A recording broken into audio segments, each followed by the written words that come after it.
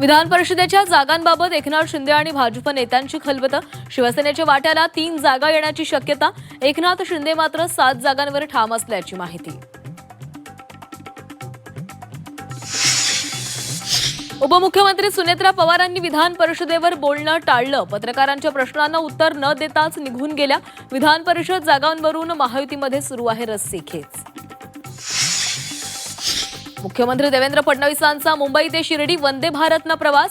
कारचा ताफा टाळत ट्रेनच्या प्रवासाला पसंती.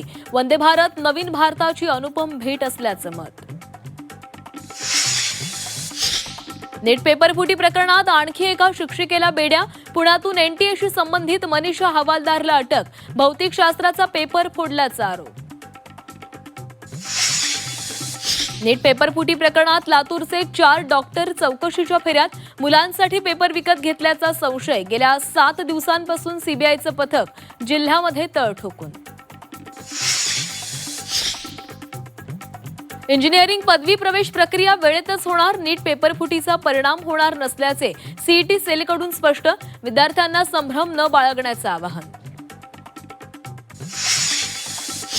त्र्यंबकेश्वरमध्ये 2,500 व्हीआयपी दर्शनाचा प्रस्ताव. दर्शन पास काळाबाजार रोखण्यासाठी मंदिर ट्रस्टचा प्रस्ताव. पुढील आठवड्यापासून नवीन सुविधा लागू होण्याची शक्यता. बोंधू अशोक खरातचे साथीदारही ईडीच्या फेऱ्यात. मनी लॉन्ड्रिंग प्रकरणात ईडीकडून साथीदारांची चौकशी सुरू. अवतार पूजेच्या नावाखाली पैसे उकळल्याचा आरोप. पेट्रोल डिझेल 10 दिवसात तिसऱ्यांदा महागलं. पेट्रोलच्या दरात प्रतिलिटर 87 पैशांची वाढ, तर डिझेलही 91 पैशांनी महागलं. नाशिकच्या दिंडोरीमध्ये बोगस बियाणं पॅकिंग रॅकेटचा पर्दाफाश. पाचोऱ्यातील नामांकित सीड्स कंपनीच्या नावाची 6,000 बनावट रिकामी पाकिटे जप्त. पाकिटांमधून 30 टन बोगस बियाणे विक्रीचा संशय.